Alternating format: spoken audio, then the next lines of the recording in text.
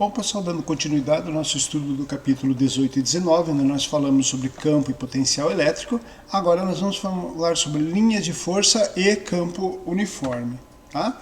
Então, linhas de força nada mais é do que uma representação desse conceito que nós já aprendemos, que é campo elétrico e potencial elétrico. Esses dois conceitos, tá? Nós vamos representar, e a partir de agora nós vamos entender como esses conceitos que nós estudamos se aplicam em determinadas configurações de campo elétrico uniforme, campo uniforme, cargas pontuais e esferas e algumas situações especiais para condutor eletrizado e superfícies equipotenciais. Nesse vídeo nós vamos falar sobre linhas de força e campo uniforme. Então, basicamente, linha de força não são conceitos novos, não é uma grandeza física nova, elas são simplesmente uma representação do campo elétrico, através de um diagrama, que serve para ajudar a gente a visualizar como o campo elétrico se comporta. Uma vez que ele é invisível aos nossos olhos, eu preciso usar de meios criativos para tentar entender como eu visualizo, como ele se comporta ali na minha frente, já que eu não consigo ver. E a primeira ideia é a seguinte: eu tenho a minha carga elétrica positiva, nesse caso, e eu tenho a minha carga elétrica negativa. Nós já vimos que, se eu tenho a minha carga elétrica, eu vou ter em volta dela um conjunto de vetores campo elétrico. No caso de uma carga elétrica positiva, eles vão sair da carga elétrica positiva. No caso de uma carga elétrica negativa, eles vão entrar nessa carga elétrica positiva. Em vez de ficar representando N, milhares de conjuntos aqui, campo elétrico, o que nós fazemos? Nós substituímos esses vetores por uma linha, e essa linha é orientada. No caso de uma carga elétrica positiva, as linhas estão saindo da carga. No caso de uma carga elétrica negativa, elas estão entrando. Então aqui eu tenho cargas pontuais, que a gente chama em forma de ponto, né? Onde eu vou ter as minhas linhas radiais, distribuição radial em torno da minha carga, nas duas situações, só que elas são radiais divergentes para a carga positiva e convergentes para a carga negativa, ok? E aqui vamos algumas regrinhas aí para a gente tentar entender, e vamos daqui a pouco ver algumas situações mais específicas. Primeiro, os vetores campo elétrico são tangentes a linhas de força. Então vamos olhar, aqui não tenho como ver, porque é mais difícil a visualização disso, porque eles acabam sendo paralelos, né? Porque eles estão sendo tangentes a uma linha reta, ok? Mas nós vamos ver daqui a pouco uma configuração que vai mostrar exatamente isso. Na carga pontual, forma de pontos, as cargas aqui, a densidade de linhas de força diminui com a distância. O que significa isso, gente? Conforme eu vou me distanciando da carga, a densidade de linhas de força que eu tenho diminui. E a densidade de linha de força é uma forma de expressar, de representar a intensidade de campo elétrico naquele local. Então, quanto maior a quantidade de linhas de força numa área, maior será a intensidade do campo elétrico naquele local. E é de se esperar, né? Eu me afasto dessa carga, o campo elétrico vai diminuindo, a intensidade do campo elétrico diminui. E eu também vou ter menos linhas numa mesma área. As linhas de força divergem a partir da carga positiva e convergem para a carga negativa. É isso que nós já mencionamos agora há pouco. Bom, algumas configurações aqui bem interessantes, né? A primeira configuração é quando eu tenho duas cargas de sinais contrários, uma positiva e uma negativa. O que a gente viu lá mesmo? Que na carga positiva eu vou ter as linhas de forças divergindo. Ok, tá certo. Na carga negativa eu vou ter as linhas de força convergindo. Só que não esqueçam que se eu for olhar o campo elétrico gerado, por exemplo, nesse ponto, ele nada mais é do que a soma vetorial do campo elétrico gerado por essa carga aqui e a soma com o campo elétrico gerado por essa carga aqui. Ou melhor, aqui eu fiz errado, né? Com essa carga aqui. A resultante disso vai ser um campo elétrico apontando para cá. Ok? E a partir daí eu vou traçar em cada ponto que eu escolher as linhas que passam pelos pontos. Então, quando eu tenho uma linha, notem aqui, eu tenho uma linha curva, como é esse o caso aqui, eu tenho uma linha curva, o campo elétrico naquele ponto é tangente a essa linha. Então, nesse ponto aqui, o campo elétrico vai ser tangente a essa linha. se eu pegar esse ponto aqui, ó, o campo elétrico vai ser tangente a essa linha. E assim por diante, ok? Então eu tenho essa configuração aqui, baseado nessa regrinha aqui, na expressão dessas regrinhas.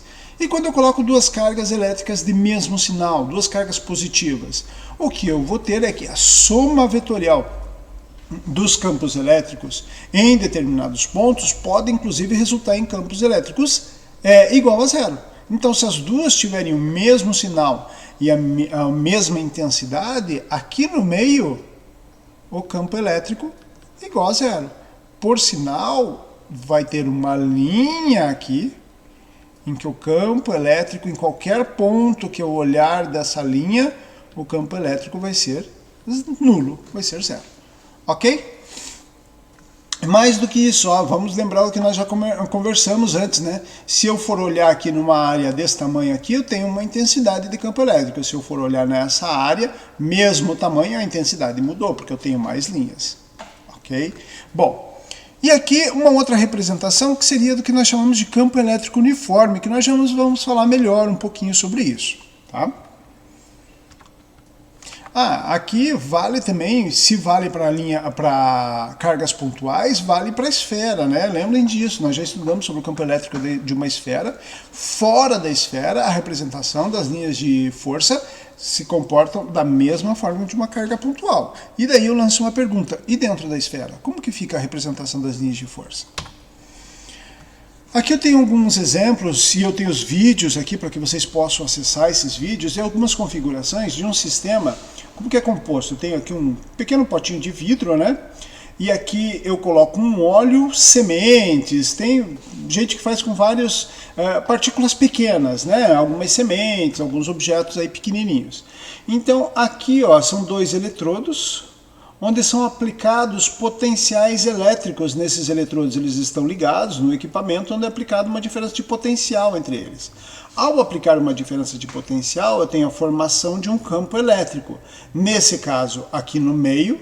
Nesse caso, eu tenho como se fossem dois pontos, né? Um positivo e um negativo. Aqui, dois positivos. Aqui é um anel. E aqui eu tenho uma forma de gota, basicamente isso. Ao aplicar o campo elétrico, vocês vão ver melhor nesses vídeos, aparece bem legal. Consultem esses vídeos, vai estar no PowerPoint de vocês, vai estar disponível. Eu vou ter aqui, para essas duas placas, vocês vão ver que as sementes se alinham sempre em linhas paralelas. Aqui nós vamos ter o que nós chamamos de um campo uniforme. Então vocês já sabem como que eu faço para gerar um campo, uma configuração de campo elétrico uniforme aqui no meio. Dois eletrodos paralelos. Linhas de força, para essa configuração aqui, ó, duas cargas pontuais, notem ó, como é que elas se fecham, como elas são similares a essa representação aqui para vocês. Tá? Da mesma forma, essa aqui, ó, duas cargas iguais, são similares. Duas cargas positivas iguais, né? Aqui, ó, duas cargas, anéis, né? Aqui eu tenho dois anéis, eu tenho um anel negativo e um anel positivo. Olhem o que acontece entre os anéis e o que acontece no meio desse anel positivo. Tentem olhar isso lá no material de vocês e tentar entender o que aconteceu aqui. Notem que aqui eu tenho linhas que são radiais que apontam para o centro. Só uma dica para vocês, aqui eu tenho uma configuração muito parecida, ou melhor, exatamente igual à configuração de uma esfera. Correto? Isso aqui é uma esfera. Como assim, professor, uma esfera? Isso aqui é o espaço fora da esfera. Aqui eu tenho carga positiva. E aqui dentro, qual que é o campo elétrico dentro dessa esfera? O que acontece com as sementes aqui dentro? Hein? Olhem no vídeo e vocês vão saber. A mesma coisa acontece nesse cara aqui. O que acontece? Eu tenho aqui ó, positivo e aqui negativo. O que acontece no meio? O que acontece aqui entre os dois eletrodos? O que acontece no meio desse eletrodo? Observem lá no vídeo para vocês entenderem isso. Ok? Bom, próxima observação é estudar o que acontece com o campo elétrico numa configuração uniforme. Nós já vimos ali como que nós devemos fazer, né? Duas plaquinhas, uma placa, aqui no caso, uma placa eletrizada positivamente, outra placa eletrizada negativamente. E essas duas plaquinhas vão estabelecer entre elas um campo elétrico que nós já vimos que ele é uniforme. Mas o que significa isso, campo elétrico uniforme? Significa fisicamente o seguinte: imagine que eu coloque uma carga elétrica Qzinho, uma carga de prova, né? Lembra a carga de prova positiva? Nessa posição, uma carga elétrica de mesma intensidade nessa e uma carga elétrica de mesma intensidade nessa. Então essa que está no ponto P1, ela vai sofrer uma força F, ela vai estar submetida a esse campo E, vai sofrer uma força F, e essa força F vai ser resultante do quê? Da somatória da força de repulsão da placa positiva e de atração da placa negativa. Ok? Vindo para a posição 2, essa outra vai sofrer uma força de resultante, que vai ser a soma da repulsão da placa positiva, que vai ser menor, porque ela está mais distante, mais a soma da placa negativa, que vai ser maior, porque ela está mais próxima da placa negativa. Mesma coisa aqui, na 3, está um pouquinho mais distante que aquela, mas está mais próxima dessa aqui, ok? No final, o que é observado é que independe de onde eu coloque esse ponto, essas cargas, não interessa em colocar ou coloque entre as placas. Eu tenho que a força aplicada no ponto 1 vai ser igual à força aplicada no ponto 2, que vai ser igual à força aplicada no ponto 3, que vai ser igual à força aplicada em qualquer ponto aqui entre as placas. Se eu tenho essa configuração, se a força aplicada é igual, nós já vimos lá na definição de campo elétrico que isso significa que o campo elétrico em qualquer um desses pontos também vai ser igual. Então eu vou sempre medir a mesma intensidade, a mesma direção e o mesmo sentido para o campo elétrico. E aí nasce a ideia de um campo elétrico uniforme. Então, o que é um campo elétrico uniforme? É um campo elétrico que tem sempre a mesma intensidade em qualquer ponto, a mesma orientação em qualquer ponto. E aí a representação disso em linhas de força, eu mostro aqui. Eu tenho linhas de força que saem das placas positivas e entram nas placas negativas, orientadas para essas placas. Mais do que isso, essas linhas sempre são paralelas e distribuídas uniformemente, porque se eu tivesse uma maior densidade de linhas em uma determinada região, significaria que o campo não é mais uniforme. Bom, dando continuidade, agora vamos aprender a calcular isso, né? Seguinte situação, como nós já tínhamos falado, duas placas paralelas, eletrizadas positivo e negativamente, e agora eu tenho uma distância entre elas, uma distância D. Coloco uma carga, imagine que essa carga vai sair do ponto A e vai chegar até o ponto B. Então eu coloco uma carga que vai de A até B, ok? Da placa A até a placa B. A força sobre a carga vai ser F igual a QE. Nós vimos lá da definição, né? Campo elétrico é força sobre a carga. Ótimo, força aplicada sobre ela, sobre a carga. Beleza. Só que nós já vimos que isso aqui me resulta num campo uniforme. Se ela é uniforme, a força é constante. Porque o valor da carga não muda o valor de E, ele é uniforme, portanto constante. F também vai ser constante, ok? Aí eu vou calcular o trabalho que o campo elétrico exerce sobre essa carga para deslocar ela desde A até B. O campo elétrico vai ser o quê? Força vezes a distância. Desculpe, o trabalho de A até B vai ser a força vezes a distância. E nós já sabemos que a força é Q vezes E. Está lá, né? Q vezes E, está aqui. Bom, aí nós vamos para um outro conceito que envolve o trabalho, que é o conceito de potencial elétrico, ou melhor, no caso, VAB, diferença de potencial elétrico entre as placas A e B. A diferença de potencial elétrico entre as placas A e B vai ser definido como o quê? Trabalho de A até B divididos por Q. Portanto, vai ficar QED sobre Q. Qzinho com Qzinho corta, vai ficar VAB igual a E vezes D. Isso é muito importante, isso aqui tem sérias implicações físicas. Primeira observação que eu tenho que fazer. A distância D, essa distância que eu estou usando aqui, deve ser tomada paralela ao vetor. Qual vetor? Campo elétrico. Então não adianta eu considerar, ele sai daqui e vem para cá e pegar essa distância aqui. Não. Qual distância que eu vou pegar? Eu vou pegar é essa distância aqui, que eu vou chamar de D', por exemplo. Ok? Sempre essa distância que é paralela a esse vetor campo elétrico. Ok? Bom, primeira análise que nós vamos fazer. Olhando para essa expressão, eu vejo que o potencial VAB, ele é uma função que depende do campo elétrico, que é uma constante, e da distância, que é uma variável. Portanto, isso aqui vai ser y é igual a ax mais b. Então, se eu for olhar aqui, VAB, ele é similar a EB mais um V0. Correto? Só que, quando eu vou plotar isso, vou criar um gráfico disso, V0 é igual a 0. Estou olhando por isso aqui, V0 é igual a 0. Experimentalmente eu posso até ter, vocês já fizeram prática laboratorial, vocês sabem que mesmo seja na teoria igual a 0, eu posso ter, devido ao desvio dos erros do experimento, pode me aparecer algum valorzinho aqui, né?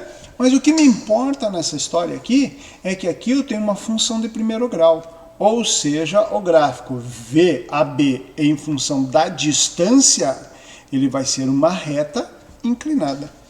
Ok? Tranquilo isso. Bom, continuando. Campo elétrico igual a VAB sobre D. Bom, como que eu tirei isso aqui daqui, né? Então eu isolei o campo elétrico VAB sobre D.